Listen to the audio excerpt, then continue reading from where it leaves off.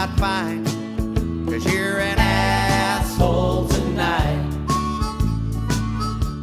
All right, we're back, jabronis.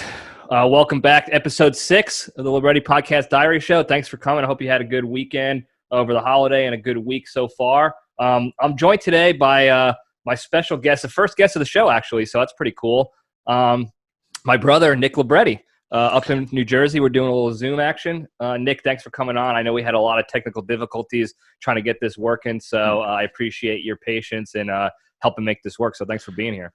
Of course. When you said special, I thought you were going to say special friend, and I'm like, that sounds a little weird. Today I got my special little pal. I got my special little helper. This is my special friend. I'm transitioning into a homosexual with my brother. No, that's not true, folks. I don't know. With that shirt, we might be. This shirt? Yeah. Well, we'll talk about shirts later, so we'll get into that later. We have a whole shirt section. Yeah, we have a whole section dedicated to shirts. We have a whole department. Yeah. But we got a lot to go over today. It's going to be a long one, which is great.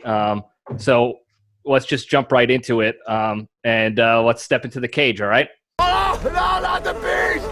Not the beast! Ah! Open my eyes! My eyes!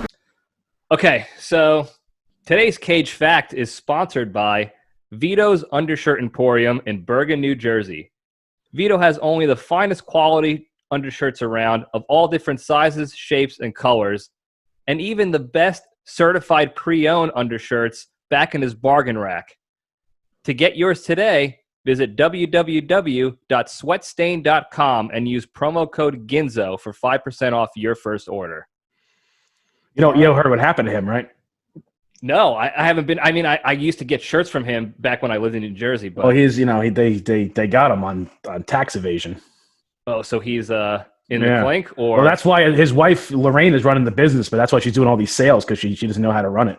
I wonder if he's doing any sort of like shadow governance from the clink. Probably. She sneaks him in like bread and prosciutto, and then he gives her like some business. Like, run a sale. Yeah, he gives like the marketing tips on where to get the finest certified pre-owned undershirts. I don't want to see her on the guest book ananymore. Yeah, good for him. I wonder if he knows Prison Mike. The Dementors. But so today you brought the Cage Fact, so that was pretty cool that you grabbed the fact from Nick Cage and you're going to present it to us. So what do you got today? Well, everyone knows that the Nick Cage thing is not just a you thing. There's a global society of Nick Cage fans, and the weird thing about Nick Cage facts is that if we said these facts about anybody else, it's like, oh my god, really? That's so weird. That's awesome. You say it about Nick Cage, and it's kind of just like par for the course. Like, oh yeah, that's a thing that would happen to him in real life. Oh yeah, like the shrunken heads from last week. It was just like, yep, I believe it. Anything else? That's it. So it turns out that Nick Cage, and then I also thought about this more since our conversation the other day. So Nick Cage is a big comic book fan, huge comic book fan, as you can tell from his 2 epic portrayals on screen as Ghost Rider and, of course, as Ghost Rider 2. Spirit of Vengeance. Johnny Blaze. Take 1 and 2. So big comic book, and he had a huge comic book collection, including an original Action Comics #1 from 1939. The Action Comics #1 was the first comic to ever feature what we know as Superman, with the same outfit, faster than a speeding bullet, the whole shebang. So it's worth a lot of money. Well, his entire collection got stolen in like 2001, and they could never find the guys who did it. Half of his collection, including that Action Comics #1, turned up like 10 years later.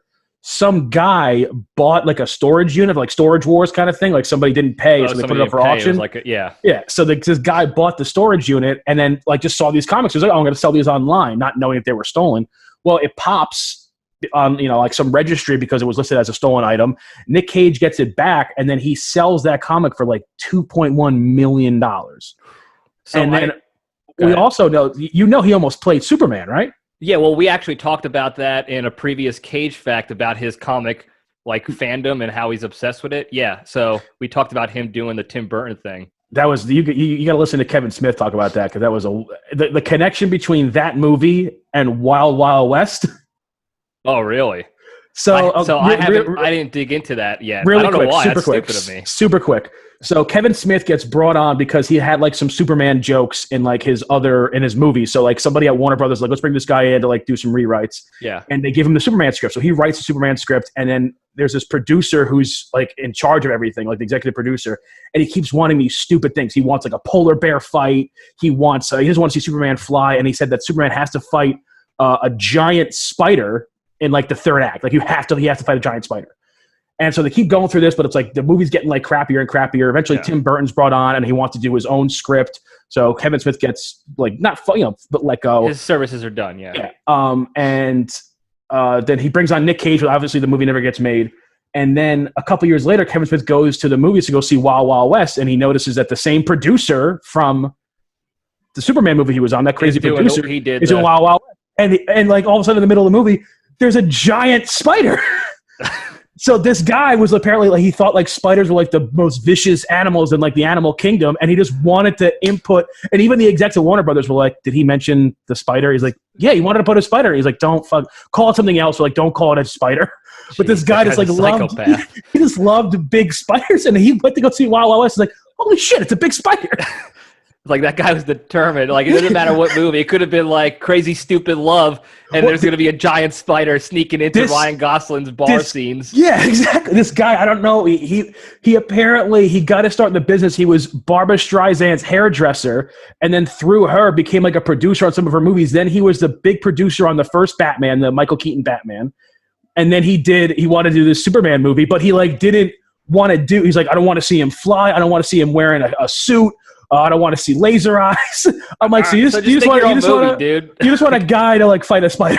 Yeah, you just go film it on YouTube, Yeah. like which, by the way, is a great Nicolas Cage film, just him fighting a spider. Oh yeah, I mean they can 100% make that movie, but it can't be like, Superman. No, it's just Nick Cage. They call it like Arachnid or something. It's just Nick Cage fighting a spider. I don't know, just like put it on the Spider King. Phone. Like this is Nick Cage being Nick Cage, and then he's fighting a giant spider. Oh, Black Widow. Oh. I'm gonna steal the Declaration of Independence. I'm gonna steal this tarantula. Why are you fighting a spider at Congress? But there's your family's name. there's your Cage fact for the week. Cool. Well, thanks for that. That's pretty cool. And what kind of coffee are you drinking? This is a Death Wish coffee today, so not Black a Rifle? Sponsor. I do like Black Rifle, but Death Wish is my go-to lately, and they're fucking good, man. Yeah, super strong stuff. I'm not a real man by any stretch of the term, but this makes me feel like one for the whole cup while I'm drinking it. So until you go to the bathroom, and it's like, oh, I'm not a man anymore. Yeah, then it's just like, oh, I'm a boy.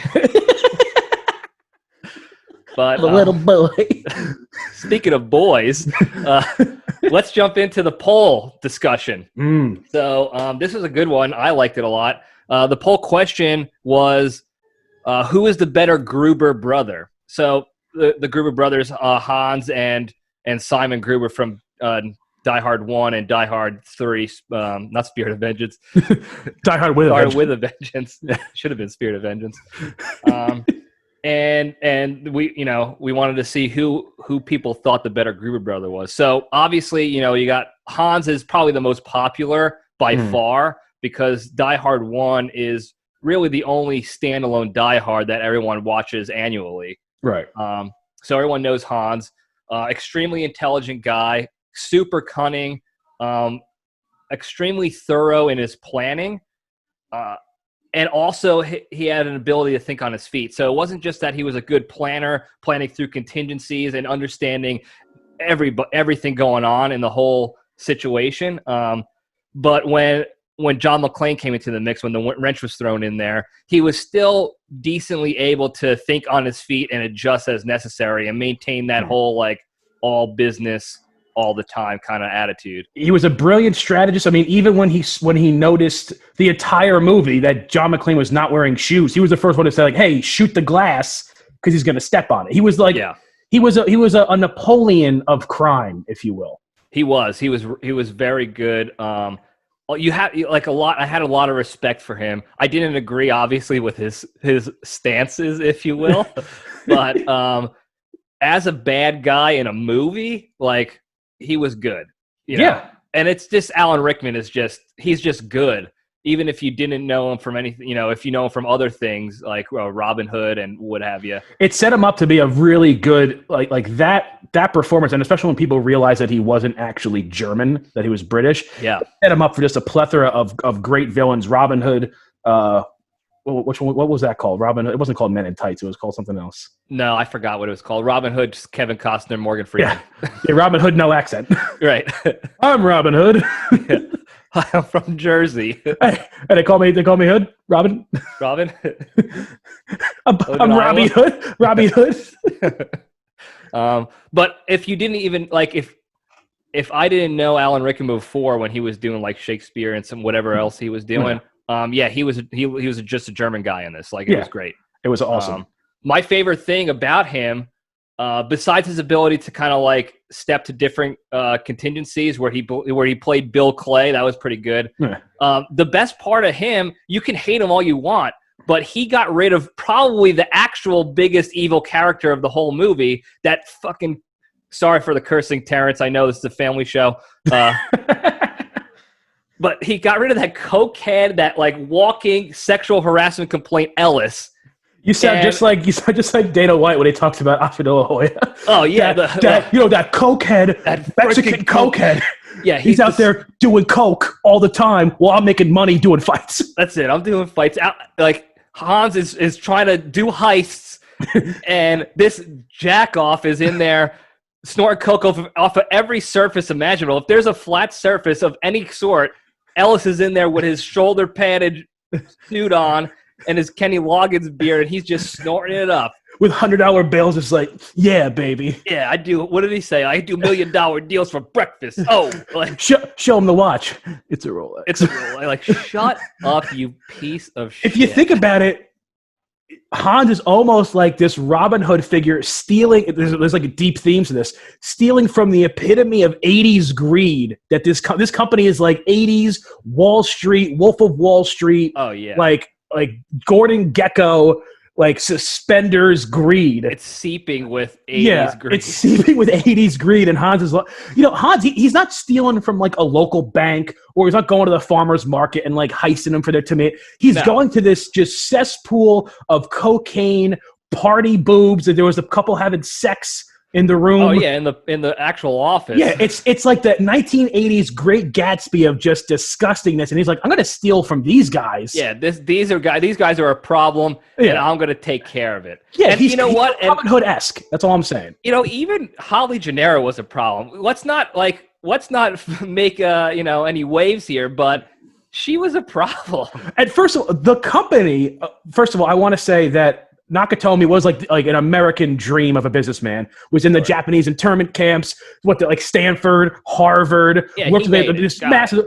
But it was kind of a racist company, or like a very old fashioned company. When she's like, oh, it's a Japanese company, and like I get farther by not being married, like by not using my married name and saying I'm single. I'm going to rise farther. What kind of company is this? Yeah, but not to mention the fact that Holly Gennaro made the choice after she was married to choose a job over her marriage and family, like to keep that going. This wasn't like they were dating in high school, like, oh, I got the scholarship to like UCLA. I'm going to already married. It's like you were already married with kids and a family. Yeah. Like if you can get this big job in LA, there's some firm in New York City that's going to hire you. Right. So more power to Hans for targeting that. And that goes kind of back to his intelligence. It's like he knew, like, this is the place to target. All these pieces of trash in here. Holly Gennaro is obviously disrespecting her husband. You got that piece of shit Ellis. John, I think we just uncovered that Hans was actually the secret here, and John McClane is this epitome of like American like toughness, and I'm gonna beat the shit. And I'm an American. I drink beer and I beat people. But not quite understanding the deeper what was going on. Yeah. He says I'm just gonna punch everyone and shoot them.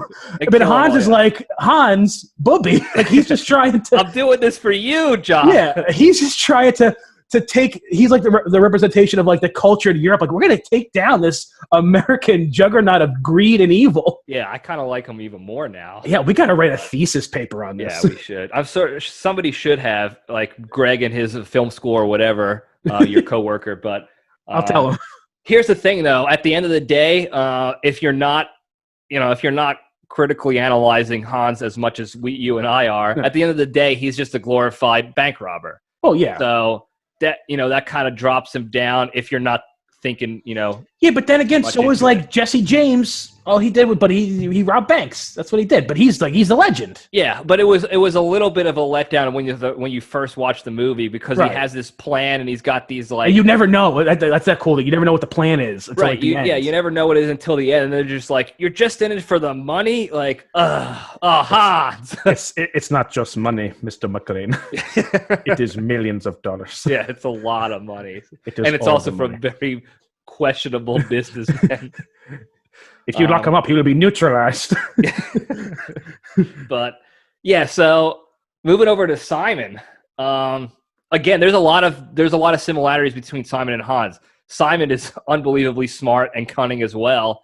I feel like he was more thorough and diabolical than Hans as far as pre-planning, because he added in that vengeance against McLean. He had the puzzles that he had to pre-plan and make sure everything worked perfectly. He had to trick the entire city of New York and their, corrections officers or whatever they're called, the judicial system, and get them going one way while he stole all the gold bullion at the Federal Reserve. So I think he was more thorough in that regard, and he was unbelievably smart in his ability to make it go off pretty seamlessly.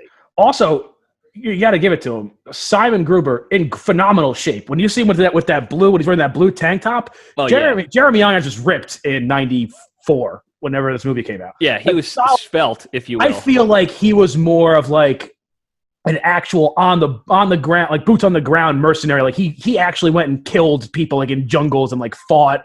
Like he was like that kind of like field commander, whereas Hans was more of an overall like a business strategist. Yeah, like, he definitely had he definitely had a body count before this. Yeah. Yeah. And you're right. He had a very good plan, and yeah, he was able to fool everyone. No one saw it coming. But the problem I have with, first of all, is Simon even a German name? Because I feel like Hans Gruber, super German, and then it's just like Simon. Simon's German-esque. But I feel like they did that so they could have the whole like Simon Says like part of it. Yeah. Like Simon says do this, and he has to go with the jugs, remember, with the water jugs, and like fill in one and third. fill in that and all. Yeah. The problem with Simon is that he let his now we can talk about blind loyalty all we want. He let his He let his personal feelings interfere with it. You got to look at Hans. Even at the end of the movie, when he's just like throwing the money in the bag, he only has Holly as a hostage to like just like as an escape. He doesn't care about. He's not like, oh, let's go find John McClane in this burning building and kill him. He's like, let's get this money and get the hell out of here. Yeah, he just wants. Simon from the start is incorporating John McClane into this plan. Listen, I get the vengeance, and listen, it worked for a portion, like a long part of the movie. It was working. But this guy, at this point, John McClane, is a bona fide national hero. He stopped a hostage takeover of a corporation by himself. He stopped a hostage takeover of an airport from like armed Green Berets by himself. All right? What's his name from NYPD Blue? It didn't help at all. Jimmy Schmitz. No, he did not. Yeah. He was a real problem. It was a real piece of garbage. Yeah, Sipowicz. Real problem. Yeah, he fought the guy who owns McDowell's from Coming to America. John Aston, I believe. John Aston, yeah. He did. Oh, he was also the chief of something in West Wing. He was the head military guy in the government. Joint Chiefs of Staff. Yeah, he was the head of Joint Chiefs. Yeah, he looks like one. Yeah, he's awesome. But he's like been in the paper. He's a bona fide national superhero. Like, wow, this guy's taking out all these things and Simon's like, I want to take him out. That was the thing. He targeted him. So obviously, like, he was already successful just about in getting the money and getting out almost unscathed. Just imagine how much easier it would have been if he just did the money heist instead of the vengeance. That's what you do, is you do the money. You don't involve John McClane because then no one knows who you are. John McClane doesn't even know this is kind of related to it. You steal the bullion. You wait 6 months, invest it, maybe buy some properties, get some money market account going, and then you just hire like the best sniper and just jump on his way to go try to salvage things with Holly again. Well, yeah, but you just shoot him. Look, we can obviously, it's easy to Monday morning quarterback, but here's the thing that I have to give credit to Simon, and because we've talked on this show about blind loyalty. and how like controlling, how it has like such a stronghold on you based out of zero logic whatsoever. It might have started out logically, but that blind loyalty just has a stranglehold on you. And to his credit, he didn't even like his brother. I think they even mentioned in the movie in the third movie that like they weren't even talking, they didn't like each other. Hans certainly never mentioned him in the first one that he even had a brother. Yeah, he's never like, oh, I wonder what's, my brother Simon did this once. There was never like any mention of him at all. That blind loyalty to his family, though, he like that controlled him, and that got him to even start his plan out with, I'm including vengeance in this. There's no question. Don't even ask me to don't even argue with me. This plan includes heist and vengeance simultaneously. There's no ifs, ands, or buts about it. Johnny, I love you to death, but I'm going to say something here that you might not agree with. Blind family loyalty has no place in the high-stakes robbery game. No, it doesn't. No, I agree. It has no place in this. No, but that's only because you and I can talk from an outside view of blind loyalty. Simon was deep in it. So when you're deep in the fog of war, you don't get it. And that's all he cared about was that vengeance. He wanted to get rid of John McClane, and it hurt him. But if you're thinking about it as, and this is why I'm torn about this poll and why I like it so much. If we're talking about the better Gruber, I think you and I are in agreement that it's probably Hans. Hans is the better Gruber, like to the masses. Yes, definitely Hans. If you're talking about the better as, like Gruber being brother, a better brother, yeah, Simon. It was very strange because he tossed aside his dislike for his own brother to get vengeance because of that blind family loyalty. So as far as brother goes, it might have been a stupid decision to get that wrench, that McClane involved, but it was a better brother decision. Yeah, but I mean, you got to. Like I said, we said Hans didn't even mention. Not one time he's like, "Oh yeah, my brother Simon was in Germany." Like no mention of his brother to his team. Strange. But look, that could have been a tactic by Hans though, because he was all business. He didn't want to get personal involved. He just wanted to. And then look what happened in that movie with the other blind loyalty when the tall blonde guy who was a ballerina in real life, by the way. Oh, that German fella, yeah. The German fella, he went like red hot when his brother was killed by John McClane, and then he ended up like, because I'm telling you, blind loyalty and vengeance has no place in the high stakes world of stealing $100 million. Heisting money, gold. The only time it ever worked was Ocean's 11. Was the only time like bringing a personal thing because like Andy Garcia stole his wife. Right. But he also let Brad Pitt do like a lot of the planning because Brad Pitt had no skin in the game. He had So even George Clooney was like, nah, I can't plan this. I need outsiders to plan this. And then at the end, I still get my vengeance, but I'm not putting vengeance into the plan. Right.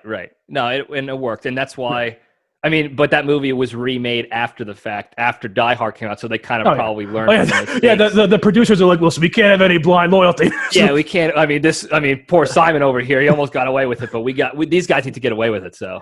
And can we just really quick touch on the fact that two amazing British actors pulling off flawless German, both of them, flawless German incredible. Accents. I didn't know Simon, Jeremy Irons, that was the first movie I saw him in, so I thought he was a German dude. See, I don't know if I made the connection until later, but he voiced Scar in The Lion King. Yeah, see, I didn't know that until after the fact either. I loved when he played Simon. He had those 90s glasses, like those Will Smith, like just the circle, like the black circle. Yeah. That was such a good bad guy, bad guy glasses accoutrement. Yeah. That and like sitting in a club alone watching a singer practice. Yeah, smoking like an unfiltered Lucky Strike. Yeah, that's like late 80s, early 90s. But like if you wear those sunglasses or if you sit alone in a nightclub watching a singer practice, like you're so evil. Those are the only two people I can wear those. I can pull those off. The fans, if you look at the poll numbers here, 93% to 7% for Hans. So Hans got 93% of the vote as the better Gruber brother. Again, like I said, I was torn because as far as better Gruber goes, Hans for sure. But the brother thing, I really have to give Simon a lot of credit for that. It was a stupid decision, logically speaking, on paper, but it was a dedicated one. I would rather have, this is my last thought on it, I'd rather have Simon be my brother, but I'd rather have Hans be my leader. Be my heister. Yeah. For sure. It sounds like a Valentine's Day card. Be my heister? Yeah. with Hans like he's in his suit, just like, with the down tie. like this. Yeah, laying down like one of your French girls. Bubby. All right. Next poll for next week, another one I kind of like too, and I'm really interested to see what people kind of talk about and discuss and pick this one. The poll is, who would you rather have as a coach? So let me explain real quick. It's any team you want to be on, like whatever sport you feel like. It doesn't matter. The sport doesn't matter. It's if you were playing a sport, who would you rather have as a coach? Gordon Bombay from the Mighty Ducks or Jimmy Dugan from League of Their Own? Wait, do you mean Gordon Bombay, coach of Team USA? Yes, Hendricks Hockey, Gordon Bombay. Yeah. Oh man. Yeah. He almost he in the minors he got screwed. He almost made it to the show. He almost made it. Then he got that knee clipped. That's it. Now he's a distraction and a fire in a barrel. But yeah, interesting one. I have my thoughts. Maybe if we have time, I'll bring you on to get your thoughts too, because this is an interesting one. And I don't think people are going to vote the way that they probably should, or think about it the way that you and I know are thinking about it. So very interesting. We'll put it up on Thursday and see what people decide. Awesome. So moving on over to the Jabroni Junction, or whatever I'm still calling it. Nobody gives me suggestions on what to call it that I like. Tortellini train. Yeah. So we're just going to keep it stupid, and that's that. So the topic for the Junction today is Italian-American stereotypes, specifically the ones that the Libretti family practices that we can identify with. So I thought this would be a good idea since you're on. We're doing a little Brothers podcast special here. Brothers. We could talk about stereotypes in the Italian-American community and the ones that the Librettis hit. So the first one I want to talk about or discuss, and I think you're tracking it too, is the importance of the guinea tea. So now a lot of you regulars probably know it as a wife beater. Those in clothing sales probably know it as an A shirt. Those of you in the fashion world, right? But we in the Italian American community who think we're real Italian, but we're not. It's a guinea tea. It's a guinea T-shirt. So it's one of those things where it's like it's a rite of passage to be able to wear it. You have to be worthy of getting old enough and mature enough and Italian American enough to be able to wear guinea tea every day. You can't just but not really many people can just wake up and put on a guinea and be able to sport it. So the one thing that I really liked about the guinea's appeal when I was a kid was that when you looked at a guy in a guinea tee, there was aspects of everybody who wore it. There was certain aspects of the guinea tee that were undeniable. They were part of the shirt. You had the obvious stain, the automatic stain. As soon as you put the shirt on, there's some sort of stain, whether it's olive oil, tomato sauce.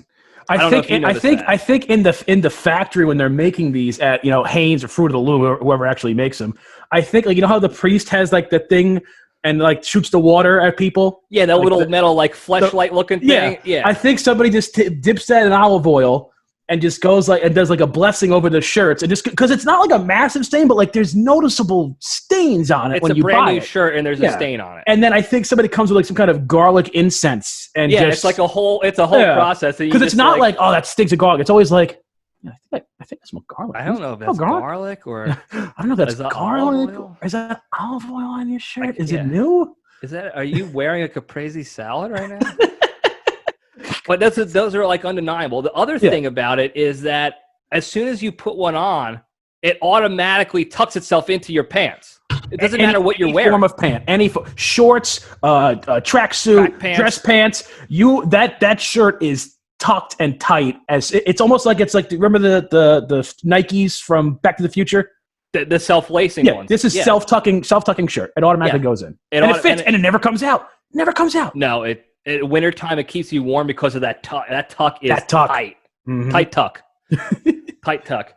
And then you get the gold chains. I mean, I feel like you have to have the gold chains ready before you put it on? Some kind of apparel, some kind of some metal, kind of jewelry, some kind of metal around your body. Right. It needs to be some sort of fine metal that is worth something. It doesn't need to be fine. No, it needs to be a metal. It needs to look like it's fine metal, but it doesn't necessarily need to be fine. Right. It just needs to. Nothing is fine about wearing a Guinea tee with jewelry. The biggest thing too, though, is like you automatically get this attitude where you just want to backhand everybody, women, children, friends, family. It doesn't matter. As soon as you put the tee on, you're just like, oh, and you can't even control it. It's just you just have to hold yourself back. What? and I remember the first time I transitioned from the white cotton constricting tee to the Guinea. To the GT. I don't know. Did you ever wear the white? I wore them for a very short period, but I'm telling you, first of all, as a bigger guy, even when I buy the right size, they were always tight. Yeah. They always came up a little bit. They didn't tuck as well, and you can't. That's really for winter time. It's that kind of undershirt is way too heavy to wear in the summer. No, it's definitely not Italian American functional. No. And that's, I think, a big thing about the Guinea tee is that it's a functional undershirt. It's not just like, oh, I look cool wearing it, so I'm going to put it on. It's for Italian Americans, like hairy, sweaty, bulky type of Italian Americans. And that's what we got to clarify, Johnny, is none of us think that this looks good. But no one thinks that their Toyota Camry looks awesome, but it's a functional car. It drives forever. It's comfortable. You got to get 100,000 miles, 200,000 miles out of it, 300,000 miles. It's good on gas. The Guinea tee we're not wearing it as a fashion statement. We're wearing it because this is exactly what our God-made body type requires. Yeah. I will say this. The Olive Garden version of Italian Americans, like the Jersey Shore, frauds, they wear it because they think it looks good. Because they're not appreciative. They're working out and they think that they have muscles. Right, and they don't understand the reason for why it came about. It's because we needed to let our hair breathe, our chest hair breathe and flow. And the oils seeping out of our body. We needed our olive oil, it needed to wick the olive oil away without getting on our outer shirt. Yeah, that way we could take that, we could squeeze it over some bread. Yeah, over a little nice toasted Italian bread. Yeah. To seep it up. Yeah, give it a good sop job. That's right, a little mop action. It auto tucks so that when it's winter time, you don't get a breeze underneath, which is very important. I don't think people realize that, especially if you have an Italian grandmother. Do you remember when you got your first one? Yes. So when I'll never forget it. I was in seventh grade. I was playing CYO basketball, and one of my player friends on the team shows up to practice. We'll call him Dave. Shows up to practice in a Guinea tee, and he was showing up. Usually, he wore the white shirts as well because he's Italian, so he understood that you had to transition and earn it. And he shows up, and I told him, I was like, David, what do you got going on here? There's a whole new look for you, something's different.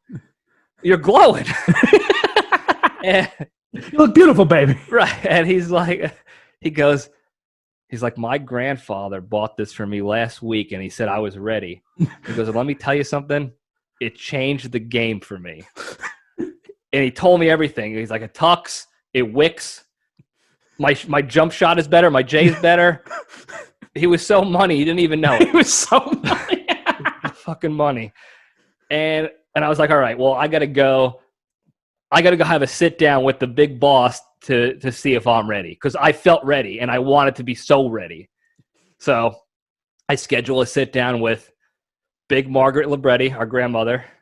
And everybody in the family knows when Big Margaret was alive, she was the keeper of the tome. Yeah, she was. She was the big boss. You went through her for everything. Any sort of guidance, approval, what have you. Recipes. Anything. Yeah.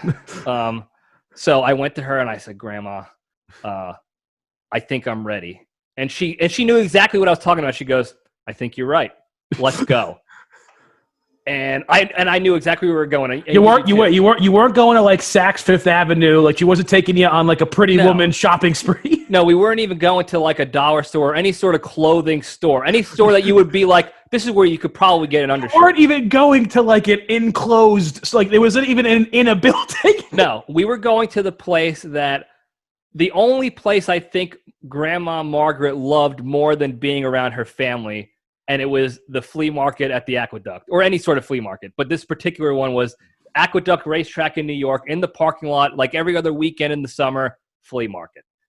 And she was there. She took me in her Ford Taurus station wagon with all the cuts and stuff in the And all ceiling of the car. the thumbtacks. All the thumbtacks to hold the ceiling up. And we drove over there, and I was feeling good. So I had to prepare. So while we were walking through the circus that is the flea market, I stopped and I grabbed myself a quick pair of $10 Oakley glasses, Folkleys.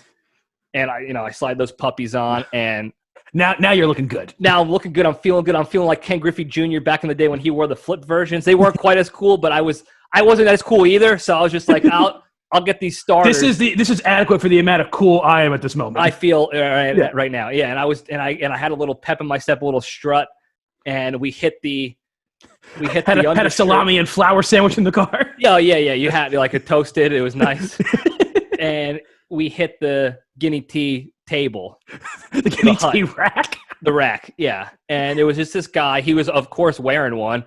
It was weathered, more stains than you can possibly imagine. And he sees my grandmother, and he just goes, "Is it for him?" She goes, "Yep." Grabs a 5-pack. He sized you up with his eye. Like, I know what size it is. Yeah, he just grabs it, and it says in masking tape on the pack, "Guinea teas." GINNY written in Sharpie marker, Yeah. and the box is in it's like an old box of forks. Yeah, it's like an old plasticware from a diner. Yeah. And he pulls it out, and he goes, "Here you go." And I remember my grandmother, she gives it to me, and she said, because she knew, she goes, "When you put this on, you have to go and train. You have to go put it on in your room, because as soon as I listened to her. As soon as I put it on, tucked backhand, ready to go, and I was like, oh, thank God I listened to Grandma Margaret, because I would have hit her. I would have accidentally hit her. She would have been prepared. She would have known. She would have been ready. Like, no, I told you. Yeah, she would have been with a grab to stop, and then a spoon right out of the purse, right out of her satchel to bop me on the head and be I told you. That's the only way to reset after a guinea attack is you got nope, and you got to hit it with a spoon, and it resets the body. Yeah, you need that quick hit, that humility shot. And but I'm glad I practiced, and every day since I wore that thing. The only reason why I'm not wearing it now is because I'm washing them all. So I'm wearing like what I guess you could call a formal guinea tee. Yeah, that's a dress tee, as they would call it. A dress tee, yeah. So this is something like I would take, like a Tinder date or a Bumble date out to Fazoli's fast food Italian. Drive-through pasta. Yeah, it is drive-through pasta, and it's like one of those things where it's like, we're shit. You want it or not? Or shit, but here's a coupon. Here's a coup. Right. Yeah. Well, I'm not going to say no. I'll take a girl out. Nice gal out there. But that was the first time, and again, I never looked back. No, nor should you. I think you were a little earlier in the game, though. Yeah, I was. So, Johnny, you were always way more normal. You fit into society way more than I did. I came out of the womb, and they were like, "This guy, there's too much Ginzo going on here." There's a lot going on here. Yeah, they actually wrapped me in a guinea tee as like my swaddling cord.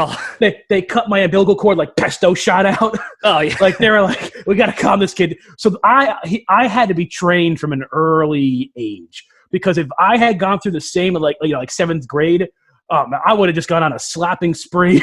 Oh yeah, just started smacking everybody, and then and you couldn't start out with the white snorting like ricotta cheese. Yeah, like shredded Parmesan, and you're just like some kind of like hits. Ginzo Scarface. Yeah, Scarfaccio. Yeah, Scarface. But you couldn't even wear I feel like if you wore the regular cotton white T-shirts like the Hanes for too long, you would have been. It was too constricted. It was like a straitjacket. You would have become like a serial killer. No, because those guys, they all wear them. Like if you look like Ted Bundy, Kaczynski. I was gonna say Al Kaczynski, but it's, they all wore regular cotton. They all wore the regular cotton. Yeah. That style, the regular cotton T-shirt went out in like the 40s. Like our grandparents or their friends, like they would kind of wear that. But now, if you wear, and that's also because they were all super thin. They were Depression era children, and like fought in the war.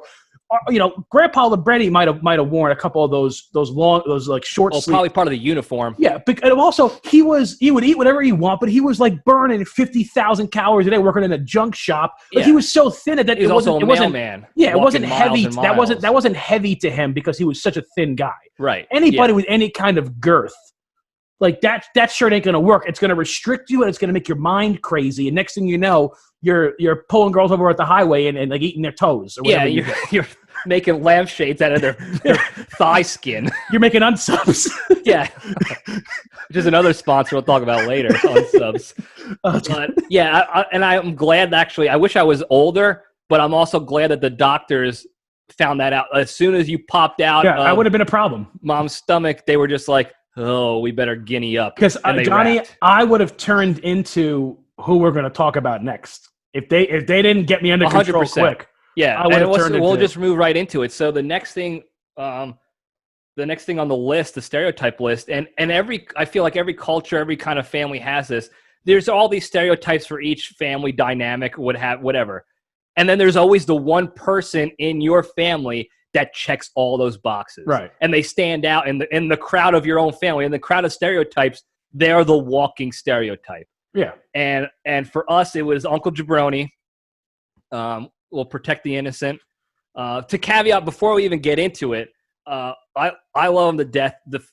He's our uncle. We love our family. He's a good guy. He's a great uncle. He was such a good dude. Yeah. One of the nicest people. So thoughtful. He calls us on every holiday. He's always emailing us and making give sure you the guinea tea right off his back. He would. He honestly would. Even if it meant like he had to go it's just downgrade. full of juices. Yeah. Even if it meant he had to downgrade and give up his juices to somebody else, he would do it. Yeah, absolutely. So I love him to death. And all this is, it's all just funny stuff. It's not bad at all. It's all just funny stuff that we notice about the walking stereotype. Right. Now, he's a New York City Italian-American. Never been to Italy. No. Well, not once, I don't think. But the way he walks and talks and acts and like everything about him, his interactions with life, you would think that he was from the motherland and he's representing the motherland.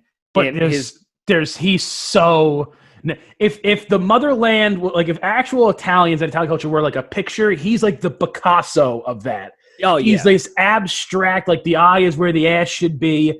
Like it's not really Italian. It's what this, and I think you said it best. He's like this propaganda.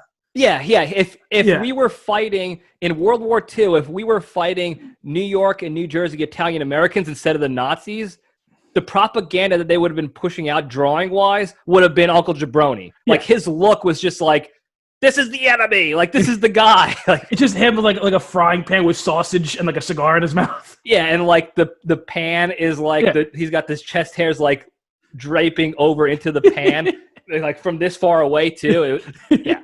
Yeah, he's a walking stereotype. And like from top to bottom too. Like his prescription eyeglasses they're aviator glasses and they have that slight tint. They're not shades.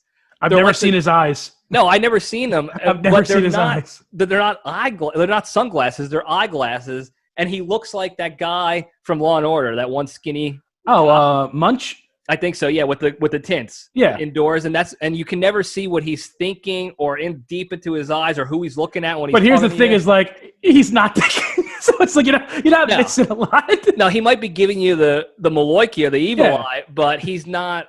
There's not a lot of deep thought into. Yeah. It's just simple, like, how you doing? Oh, yeah, like the kind of guy who orders like calzones for the table. Yeah, as an appetizer. Yeah, but like everybody else, like, get a couple calzone. Like, there's not multiple. You order one calzone. There's not. I don't even think they exist in multiples. I think every restaurant has one. They want it, and they're like, "Oh, I hope nobody orders it. It's not good." They run back to the kitchen. This guy just ordered 3 calzones. Hurry up, move it. They're in there kneading dough, and they're like, "I don't know what to do. We don't have enough dough. Yeah, I'm losing it here." The way he. First of all, we got to talk about his apparel. Oh yeah, well we got to talk about the mustache first. Oh god, because that's all natural. His facial apparel. Yeah, the facial accoutrement. is he's got a full man's walrus mustache, like a Wilford Brimley. Mhm. It's I don't know like the ratio, but it's probably at least 50% nose hair. That he just combs longer. Yeah, it just grew out since childhood, and now it's part of the stash. Like, Yeah. but it's not hair. It's not hair. It's like Brillo. It's like steel wool. Yeah, you could take if you took his face and just like rubbed it against like a rusty ship, it would take the rust off. Yeah, it would smooth it out. It would be like an industrial smoother. I'll go, Jabroni, come here. Oh, that's nice. Look at that. Oh, nice, wow. nice and finish. It doesn't degrade the quality of the stash at all. Pristine. Yeah, and it was like it's got like a olive oil sheen on it. Yeah. So it's always in mint condition. It's gorgeous looking. It is. It's the same as his chest hair. It's not like it's not an anomaly. He's an anomaly. But on his body, this is not it's all the same strand. No, he took all the steel wool from the steel woolery and just willied. Hank Steel Woolery? Yeah, over in Eatontown. Oh, man. Yeah. It's the best since 1950. Yeah, he just melted it onto his body. So his whole appearance is all the Italian hair he has. It's not hair, it's steel wool. And they just throw him in like the center of a cannon to clean it out. Like they attach him to a stick. Yeah, that's the boar cleaner. Yeah, like they're just trying to clean out this. Yeah, they this just cannon. put him in like the circus human cannons, and they're just like, yeah, Jabroni, clean this out. And he's like, you got it. Oh, give it a good clean job. Yeah, and he shoots out with the tree finger point like this. Oh, calzone me. They throw a calzone in midair like he's at SeaWorld. Yeah, he catches it in his mouth like Happy Gilmore caught the sub. By the time he lands, it's gone. Yeah, it's gone. The calzone. It's a whole calzone too.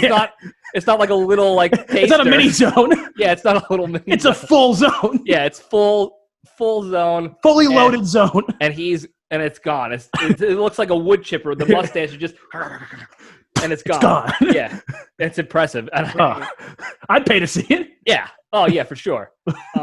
And then he's got inside like the chest hair. He's got the jewelry. He's got a Pawn Stars amount of jewelry. Yeah, it looks like he robbed a pawn shop of the jewelry. In the 80s. Right, but it's been strategically acquired. He didn't just buy it all in one shot and just Mr. T. Oh no, style. he pieced this together over time. Right, and I think it's for two reasons. One, I think because the jewelry keeps getting tangled and knotted deep into the fibers of the wool hair. So it ain't going nowhere. Like, luckily he buys giant jewelry so you can see what it is, because he can't pull it out to show you like, oh, this is a cross I got. You can see it like how like an old Mayan ruins in the jungle. Like it's all covered in vines. You can still like, oh yeah, look at those ruins. Like you got to push back the brush. Yeah, like, it's a New York Yankee symbol. Yeah. Yeah, but it's deep in there. It's stuck. So that's is that why a fully detailed Jesus? Yeah, and they need to get like a couple what are they called? Not architects, archaeologists. A couple indies down there. Yeah, a couple Indiana Jones down there to kind Joneses. of dust it out and do some shave action. Marion up to get these artifacts out. But the second reason I think this is more of like just a respectful thing that he's doing for his family, is that he's acquiring these riches so that when he passes on, they could just cut the jewelry out and use that to pay for his funeral. That would pay for like a presidential funeral. Yeah, that's the thing. Is like it would pay for like a grand funeral. Yeah, he wants some sort of like Godfather type parade through the village for his funeral. So I think that's why he's collecting it all, because he's just like, I would say get the funeral dancers from Ghana, but I don't think they can hold them. Oh no! You need several Clydesdales. Yeah, they to pull need to practice that for sure, or just put it on a cart, like a push cart or something. But we'll have the money for the parade. Yeah, and if not just from his gold chains, he's got 18 pinky rings on on both his hands. If he would punch you, like the logos of several sports teams would appear on your forehead. He's got all these replica, like they could be championship rings, I don't know, but they're like rings of different teams, Yankees, Giants, whatever. And he buys these rings, and you ask him like, what's that ring on your ring finger? He goes, that's a pinky ring. It's like, no, it's not. It's not. It's on your thumb. Yeah, and he just gives you that look like.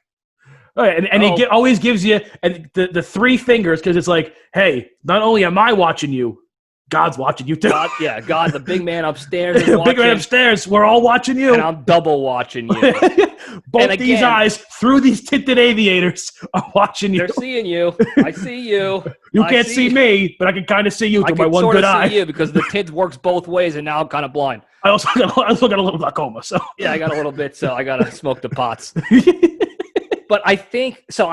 That's a pretty like prominent point. That's a very Italian American thing to do. Oh, yeah. I don't exactly know the reason. It's probably because the pinky ring is so heavy, you can't just bend your finger in. You really need that. It gets in the counterweight. way of your other fingers. Right, It it gets in the way does, of your yeah. other fingers. So So you just- it's got to be just pop solo it out there. Yeah, air it out, and it's a good counterweight. yeah. And that's why all Italians like have giant forearms because they got all this jewelry. He had Popeye-like strength. Oh yeah, he could And crush you. He was that kind of fun uncle. Like he didn't really hurt you, but like when you were 6 years old and you would shake his hand, and he would like just do like a quick tight squeeze, like just so you could know like I'm more powerful than you. Yeah, and he would do that too, like in the pool. He would toss you in the pool, Oh, and yeah, it'd be just a like- joke.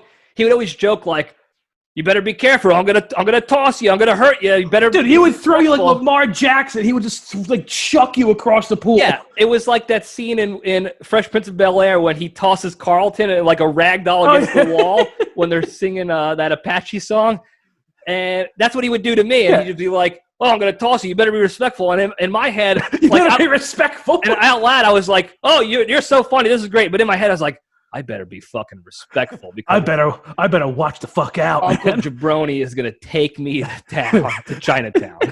Which like made him a good uncle. He was trying to be like responsible, like you better show respect, but he Yeah. just did it in this weird way of It like was very violent and Yeah. dangerous. I'm just gonna chuck him into this lake by his hair. Yeah, but the intentions were good. Oh So, yeah, heart of gold, yeah, and heart of gold chain. right. And throughout most of my entire life, like I didn't notice any of the walking stereotypes. I didn't notice anything, and I wanted to be that. You know, I talked about blind loyalty with some other stuff in previous episodes and stuff. But that's when I was younger. That's what I wanted to be. Like the guinea tea was the rite of passage, and then wearing the chains and being that tough guy and walking around and like giving those joke threats to like waiters and restaurants, like, oh, if this chicken parm isn't good, I'll send it back. Like like all those little things that you thought it was like, oh my God, I want to be this guy. And When then, I said extra meatballs. Yeah. Sir, we gave you 8.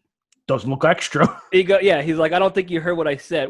What I think you might have heard was give me a lot of meatballs, but I said all the meatballs in a calzone.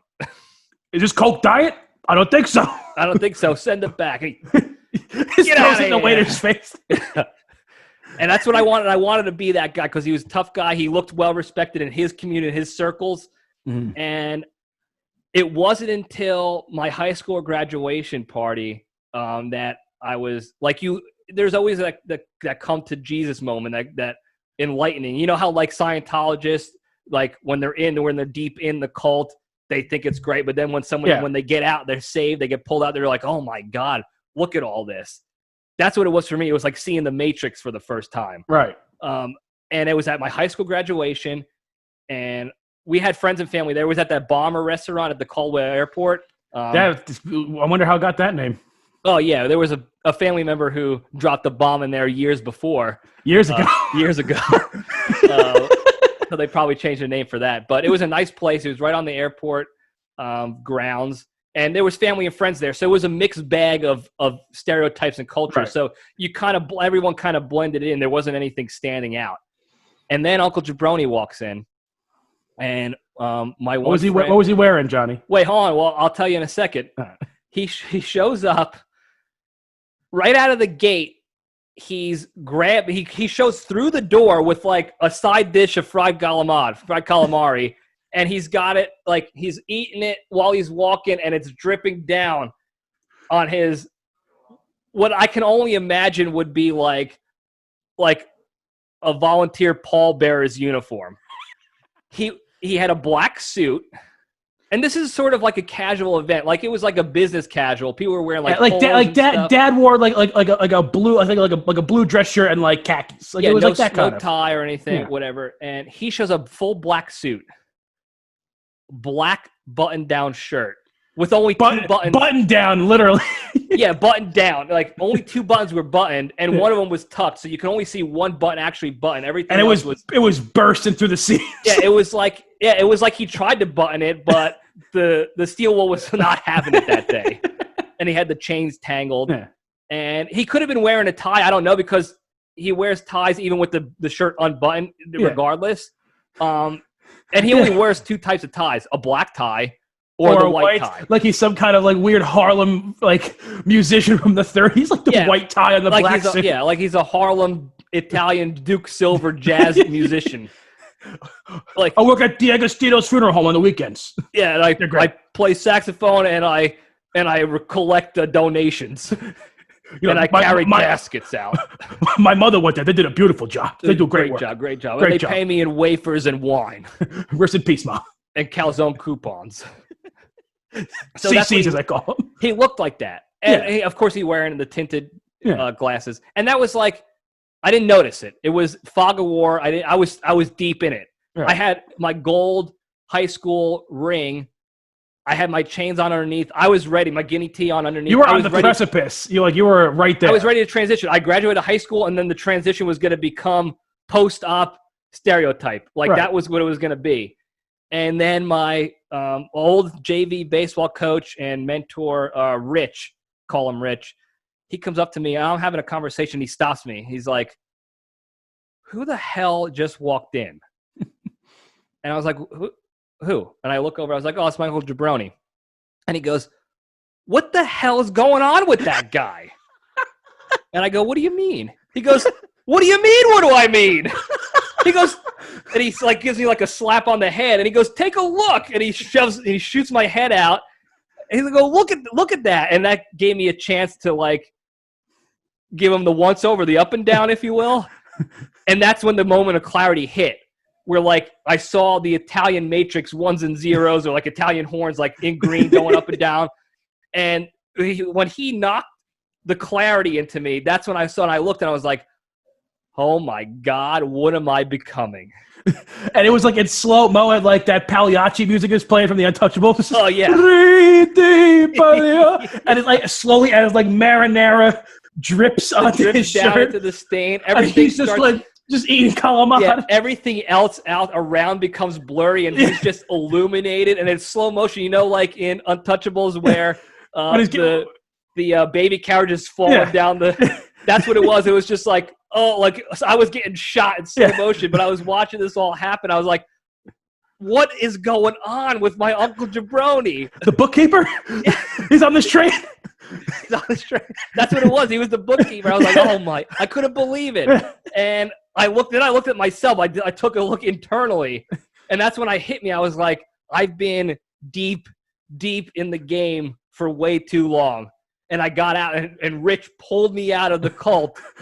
This hand through a sea of olive oil. This hand reached and saved you through the thick pesto sauce and yanked me out, grabbed you from the depths of ravioli. Right, and not before I could grab one more piece of bread, because I still maintain some of those. Oh, you can't waste. No, you can't. No. I had a quick mop, and I pulled out, and I had to get out. And that was probably subconsciously part of the decision why I went to college in Florida, was to kind of remove myself from the Italian-American game.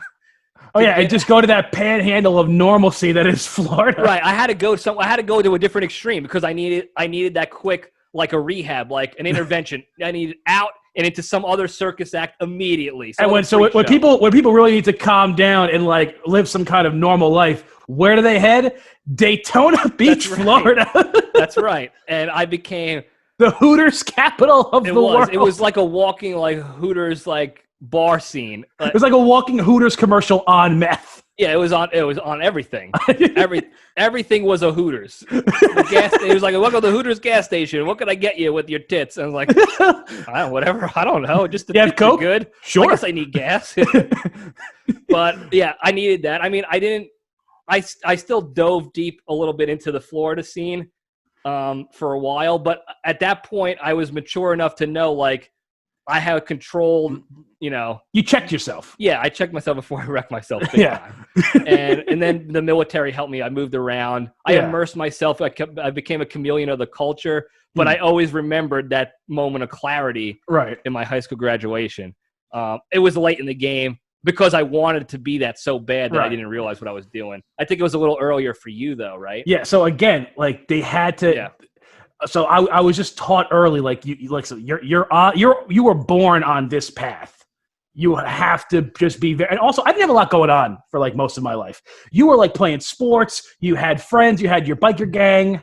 Oh, the killer peepees. Yeah. You guys were rough guys. Right. Oh yeah, big guys. So I was just always like hanging out with dad, like mom, and just like doing whatever they did, and like just sitting around a lot. So I was always like just very self-aware, aware of my surroundings. I would just sit there and just like kind of analyze. I didn't have a lot going on in my mind from like other things. Right. So I remember it clearly. I had to be 7 or 8. So you were probably what, 11? Yeah, 11, 12 maybe. Yeah. And one day, mom and dad said, "Oh, we're going skiing next weekend with Uncle Jabroni and his family." I'm like, "Okay, never been. I wasn't going to ski. I was never a sports guy. I mean, I played some football, but I sat some football." Oh, I mean, I sat sports too, but different time. Yeah, that's a different episode. So I'm like, "Oh, skiing!" Like, "Oh, I was just gonna rock some hot chocolate in the mountains." That's what we're gonna do. Yeah, and that's what we all thought when they said we're going up to this place. It's a ski type of resort. Yeah, it's a ski resort. And I was like, "Oh, I went skiing with our cousin Tony. She took me skiing to like Mountain Creek or something a few times. I was like, "Oh, cool, skiing! I love skiing. Yeah. I've done it before." So first, I remember that I forgot my jacket. It was wintertime, so we had to stop at like some weird like thrift shop, and I got the sickest denim jacket. Oh I remember that. It actually ended up being like a good part of your like repertoire persona for a while. I became like some kind of weird T-bird or something. Yeah, and I mean, if you wanted to, you definitely could have joined the Killer Peepees if you wanted to. We probably would have let you in with that jacket. Johnny, let's face it. When we were that age, there was no way you were letting me into your group. It was tough, but that jacket was a very, very big play. I'll tell him to keep quiet, but like just look at his threads, man. Yeah, check out that jacket, guys. Come on. So we hop in the station wagon with the seat in the back facing the other way. Yeah. And we head off. The wood panel. Yeah. To a place called the Villa Roma. The Villa Roma. It's called a resort. It's not a resort. There's nothing resort-like about this place. No, it's almost like in the movie Hot Tub Time Machine where they go back to Kodiak or whatever. Yeah. And it's run down. It was like that, but it wasn't really run down though. It was like it wasn't dirty. It was dirty, but it wasn't like trashy. It was like there was garbage everywhere. It was just like it hadn't been updated since 1950. No, it was built and then it was cleaned pretty regularly, but that was it. There was no redesign. All the TVs, there were 2 TVs, shag carpeting. Yeah. First of all, the first thing I noticed, and what I remember to this day, is we never went skiing. No, and that was a thing that like you didn't realize till after the fact. Maybe you did, but I certainly didn't. It was because I still had a good time. I was deep. On the car ride back, I'm like, did we ever go skiing? Was there even a mountain? Dude, I don't remember any. That's the thing. I don't remember any snow. There was like a snow pile that somebody shoveled off the driveway of entering the resort. Yeah. And that was it. It was like you could jump off it. You could make a snow angel. Yeah, or not. But that's all we do here at the Villa Roma. So the Villa Roma it's like this place where not our parents' generation went, but like their parents went, like in the 50s. Mm-hmm. But and like our parents were smart. Dad realized that like when he was a parent, going to the same place his parents were, like it's not going to work. So they would go to a different place. And then like now our generation. But Uncle Jabroni was in this weird like enclosed time capsule of like, oh, my parents went to the Villa Roma. I gotta fucking go there because it's great time. Right. And all it is, it's just stuck. It's like The Shining. It's just stuck in time in like 19. It used to be. It's a time warp. Yeah, it used to be hopping. So like the Villa Roma was like a big deal. Like Tony Bennett, Dean Martin, like the Rat Pack guys, all those guys, Joey Bishop. Like these guys used to big play timers, there. big timers. Yeah. Now it's like the worst Frank Sinatra in person. You know how at the end of like a Rat Pack show, Frank like would take his tie like under the tie, like, oh, these last two are still gonna get casual. Yeah, he's already got like a full set going. He's been singing for hours. He's got a couple martinis deep. He's got a cigarette. Oh, let's sing the "Darling, You Left My Heart." Yeah. This guy shows up to the gig at 4 p.m. dressed early already bird like gig. that. Yeah, like tie already undone. He just stinks of like anisette. Oh, Like yeah. reeks of like some kind of licorice alcohol. Yeah. He has a cigarette that's half smoked but not lit anymore. No, but the ash is frozen it's there. stuck. It's not like Yeah. the ash. It's still like Yeah. like this, like hanging down like a soft Yeah. finger. And like the sign says like, oh, welcome like Tony DeFrancisi, like renowned Rat Pack, impersonator. But he doesn't tell you which person he's impersonating at the time. It could be Sammy Davis Jr. that day. It's kind of whatever his drunk mind feels like. Now I'm Sammy Davis. Yeah. What but was it's that the song? same voice. It's Who like could take a sunrise? Yeah, and it's like, oh, you sound like Dean Martin, sort of, and he's like, I'm doing Sammy Davis now. Get it right. And then he's like hitting on all like the old ladies there, like, oh, how you doing? And they're like kind of into it because their husbands are either already dead or like almost. Yeah, they're all in the sauna area, but whether they're dead or alive, it's kind of a question mark. Yeah, and then like midway through, like he just starts one of his songs, like, oh, by the way, the 50-50 raffle is up to $200 tonight. Yeah. There's always a raffle going on. And we'll announce a number at the end before dinner time at 5. Like, and dinner was just 50 years ago, this place bought like 1,000 square tons all the chicken of chicken and made like this beautiful chicken parm. And then they just froze it all. It was like they had like the chef of the future was there. Like this one-time opportunity, like, chef, nobody makes a chicken parm like you. Yeah. So we got 1 ton of chicken. We got all the tons of chicken. Purdue just gave them all the chickens. We make the parm, do it. And he's like, all right. He ended up killing himself. Like he died in the making of it. But because nobody can rival his skills, they just froze it. They just froze. And then every time like there's new they just reheat it. And then even if like someone only eats half a piece, they don't throw that. They take that piece back, refreeze it. Yeah. And then next night they put it like on a sandwich so you can't see what it looks like. Right. So it's just endless amounts of old defrosted chicken parm. Yeah, it's freezer burn. It's like miracle chicken though, because it never goes. It just keeps coming. Refreeze. It never goes totally bad, but it's definitely not good. No, it doesn't taste bad. It's not like you eat it. You're like, this is rotten, but you taste it. You're like, this is not good. This is several decades old chicken, and I don't know how they're doing it, but it's not bad yet. You find like a receipt in it, and you're like, Woolworths. Yeah, you're like, it's been around in 50 years. Yeah. So the food was just terrible. Oh yeah.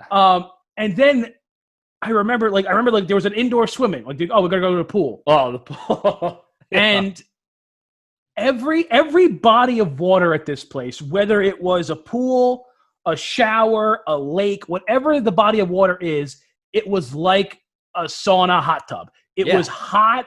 It was gross. There was stuff floating in it. Do you know when you're washing a bowl and your bowl, like a salad bowl that you put olive oil and vinegar in or whatever, and you put water in and there's that sheen on top of like the oil mixture? That's what every body of water looks like. Yeah, that's what it was like. And this was my actual like coming to Jesus moment with Uncle Jabroni. Is we're gonna go swimming, and then I see it. He's sitting in the hot tub or the sauna, whatever, and it's so humid, and like they're are you talking about like the dry steam. sauna or like the jacuzzi hot tub? The jacuzzi hot tub. Oh, there was like 6 of them lined next to the pool. Yeah. And he's smoking. I think he was smoking a cigar, and like this was like in the '90s where you could smoke indoors. Like we were still kids, and I see it, and he's sitting there. The chest hair is like wading in the water, like seaweed. He's got his button-down shirt on, but in the water. Yeah, but like open. Yeah. And the chest hair is like just flowing like seaweed under, like when there's a strong current. It's just kind of like a riptide. And I remember like I want to go in the pool, but like the pool is just gross. There's like stuff floating in it. I'm in the pool. I'm loving life. Yeah, you're just like, oh, this is my future. I can't wait. Yeah, I can't wait to be an adult doing it. And I remember looking at Uncle Jabroni. I'm like, all right, he's having a good time. I was like, oh, they're all talking about like they think they know something. Him and all his friends, they think they're sports experts, or they can't remember any of the names of the Yankees, so they just say like go by their that Puerto Rican kid throws a fastball 90 miles an hour. Let me tell you something. The slider on that guy. I don't know where they got him from over in Puerto Rico, and it's like that Dominican. What's his name? Sanchez. Yeah, they pulled him right out of Dominican Republic. He's like, I don't know if it works that way. First of all, his name is Mark Smith. Yeah. And then I remember looking at Dad and him just being like, So and like Dad is like the real person you look up to. He's like he always was aware, like Ginzo in his own right, but always aware what's going on. Yeah. Was able to put up, and he's a good balance of Ginzo. Yeah, he just looks around. He's like I don't want to be here, and I'm like, oh, he doesn't like this. Yeah, that's where it hit. So maybe I shouldn't either. Meanwhile, you're out there. You're like tossing like bocconcini balls. Yeah. And they're like, "Oh, this is great. That's great. I love this. I'm juggling bocce balls. Like I'm looking at they have their little gift shop, and the gift shop consists of like pinky rings and jewelry only, and like black button downs and guineas. And I was like, oh my God, I'm so happy to be here. I can't wait to be an adult doing this. I want to go home. And meanwhile, I'm like, I think we should all go home. And you're like, but because I had been trained, like I couldn't be tempted. You were strong enough that you were tempted. You were able to have this like seeing of the light.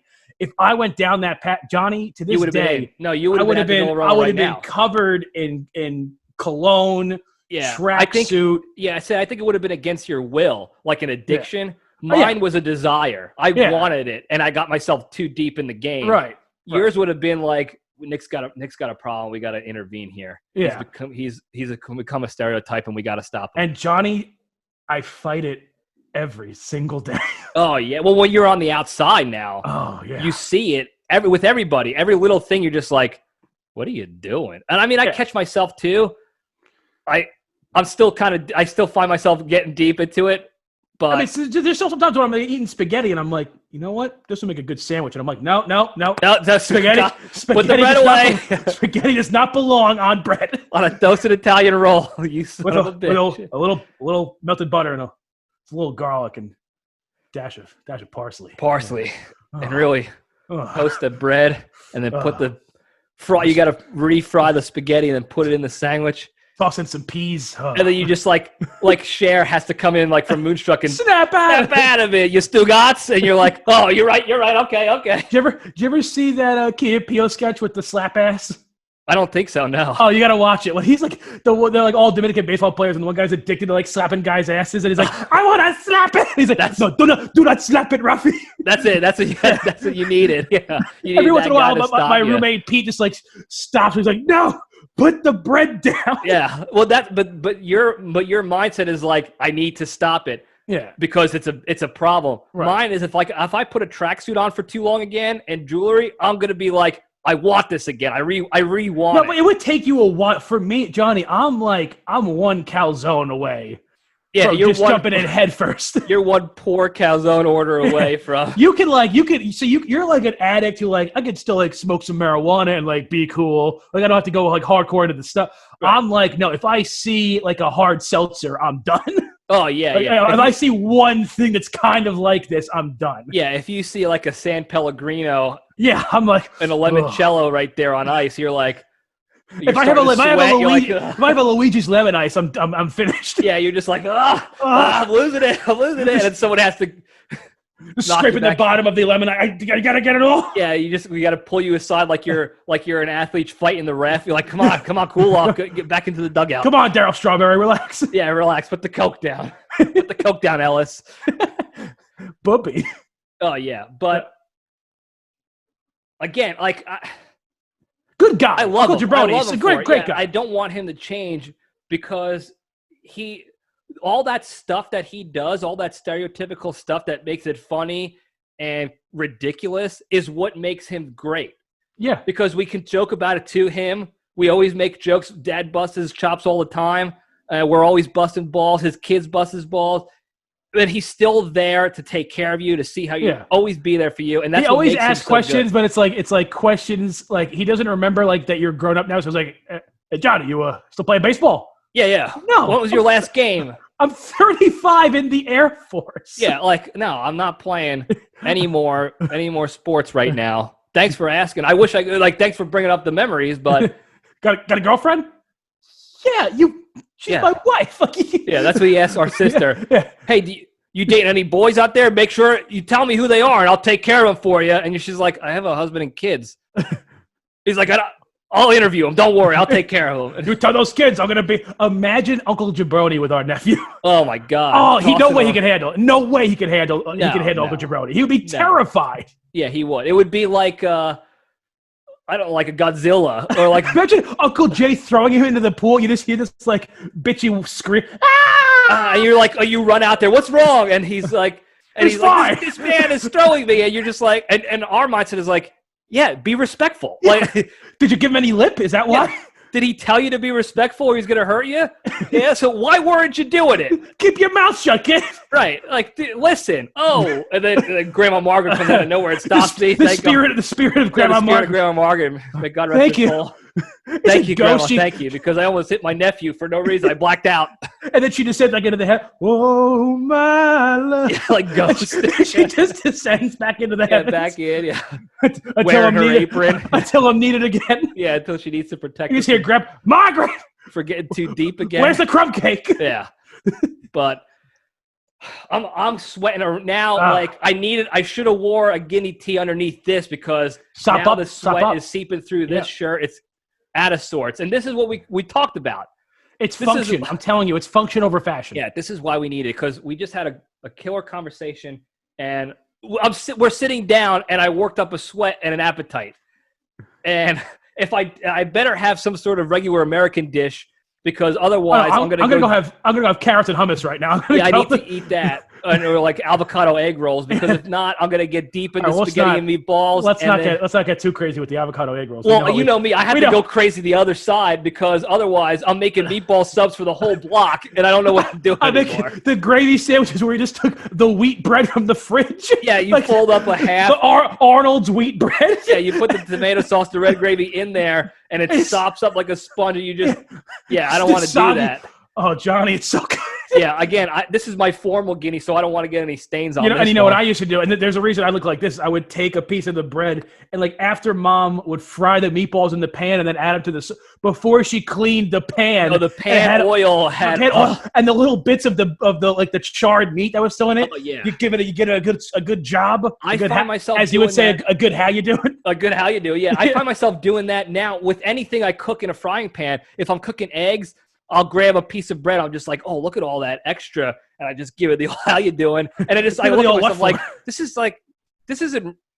what I'm not supposed to be doing. I'm not like, this is not right. Like, get it together. You're in the military. You have to uphold American values. Get your shit together, Libretti.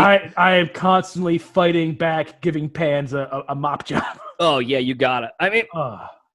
But here's the thing: I still want it. Like I always, Johnny, we're always gonna want it, man. Yeah, my addiction is wanting to be that. Still. Another time, another place, but not here. You at least don't want it. You're just gonna be forced into it. I want it so bad. Yeah, I don't know why. I don't know why. It's so stupid. When you look at it from the outside, it's so goddamn stupid. It's so disgusting. It is. It's just like where are you from? What planet did you come from? It was ridiculous. It's just everything needs to be some form of sandwich. Oh yeah, I don't know why, but on like Italian bread, not some like not weird that rye bread. That's like, weird. Yeah, like white, some weird hoagie. Yeah, like no, get out of here with that. Forget about that. Like a nice Italian like semolina, like a sliced semolina. Right, but what's crazy is that like we went to Italy. Oh yeah, they don't do this over there. No, and that's when we went to Italy, and I was still deep in it. I was out in the Air Force, but I was still deep into what I thought Italy was and what Italians were. And it was bad, right? Johnny, I love you, but you looked fucking ridiculous. But it wasn't like you were just like like a ginzo, like this is how they dress over there because this is how Italian Americans are. No, it was what I thought. You thought like they were like some kind of kind of high fashion. You were wearing blue wingtips with no socks. They were canvas plaid. Blue shorts, and then like a picnic table shirt. It was like a tablecloth shirt. Yeah. Meanwhile, Dad is rocking the beautiful white New Balance high socks, khaki shorts, a t-shirt, and then he bought some like Sam Neill from Jurassic Park hat, like one of those straw hats, but not like a good Panama hat, like Felix from my job has. Not like a good like Hispanic, like this straw hat that like from a flea market hat, like a flea market hat, yeah, for sure, and binoculars for some reason. Yeah, like he was like, I'm a tourist and I'm fine with it. Yeah, I was like, I could do this. I could blend And Yeah. I chose. Meanwhile, poorly. everyone just dressed like me. I was wearing like a Mets t-shirt and like regular shorts and sneakers, and I'm like, especially like, in Rome, yeah. Oh yeah, it was just like, oh yeah, And that's what I that guy's show wearing. up, and then there's the knight from Indiana Jones' Last Crusade, and he just looks at me. He goes, "He chose poorly." Poorly. Because I look like a freaking gabone. When we were walking to the hotel, and you're just like, I gotta change. Yeah, I was just like, I fucked up. Sorry, guys. I know I did what. Do you still I have tried. those shoes? Yeah, I still got it. Maybe I'll wear it for an episode. I don't want to go down that road again, though. I don't know. They were like bad '80s tuxedo, like when people like wore those like powder blue suits in the '80s. Yeah, Like, they're these terrible. are the shoes that went with And that. I say them because I was like, oh, I got a seersucker suit. Maybe if I can match it with that one day. You can't. I tried. Nope. Nope. Can't do it. No, Can't I do still it. have the shoes though. I think it's like a reminder, a humble beginnings, humility check. But What they did to you years ago. yeah, all those years ago. I mean, can you blame me? You can't. Yeah, you can't do it. But all right, we all right. got on for a while. I don't even know Yeah. how long it was. You got to over make an sure hour. that the megabytes are good.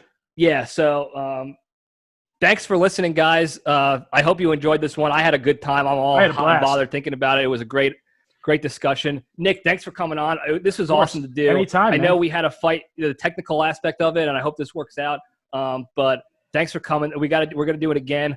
No problem. I for gotta run. sure. I gotta go install mom and dad's new air conditioner. Yeah, you got to go, and then we got to also, when this quarantine stuff ends, you got to come down. We'll do it live. do it live. Yeah. So thanks for coming. Absolutely, man. again. Pleasure. And Absolutely awesome job. You're Yeah. doing a great show here, and I'm glad it's working out for you. Thanks, I appreciate it. Why don't you tell everyone how they can find you, and kind of a quick how you doing on what you do with the JR Cigar World. Sure. So I work for JR Cigar. I'm the social communication specialist. I handle all the social media platforms. I'm also kind of one of the in-house cigar experts, do all the reviews and interviews. So if you have any cigar questions, you can, message the JR Cigars on Instagram and Twitter, or JR Cigars on Facebook. Or if you want to just follow my personal page at CigarCartect89. It's a cool gig, man. And we're running a lot of great specials, but if you have any questions for you or your loved ones, Yeah, it's great. if either of them have mesothelioma, give me a call. Give him a call immediately. No, I go to you all the time. You upped my humidor game, and Yeah. I learn a ton. How's about it stuff. working out now? But They're the awesome. pelvic All case? the stuff that was dried out and losing it, they're back to good. They're back, baby. Yeah. Oh yeah, they're back. But yeah, go check it out. He's got a podcast too, Long Ash Podcast. I think it's on a bit of a weird hiatus right now. We're because doing of the we're doing a quarantine. lot of like virtual interviews with people right now. But Right, so that's on usually- YouTube, yeah. right? It's on YouTube. It's also you can find it on Spotify. You can find it on iTunes. Yep. So go check that out when you get a chance. It's good stuff. And also, don't forget to check out the Libretti Podcast Diary Show on YouTube. We're at LPD_show on Instagram. We're also available on Apple and now Spotify too. So Libretti Podcast Diary Show on Spotify as well. Apple, Anchor if you want to do that. I got links in my Instagram page. I'll put links in the comment section of the YouTube video here, and also in the Apple and Spotify podcast descriptions there. So go check it out, subscribe, follow, tell your friends, tell your enemies. Everybody, should enjoy this circus act that's this show. Also, we'll put the vote up. We'll put the next week's poll up on the Instagram account, and I'll remind people on different avenues on how to do that. But thanks again, everybody, for listening. Nick, thank you again for showing up. Thanks and for having me. Yeah, and stay strong. And I was talking to your mother just the other night. I told her I thought you were an asshole.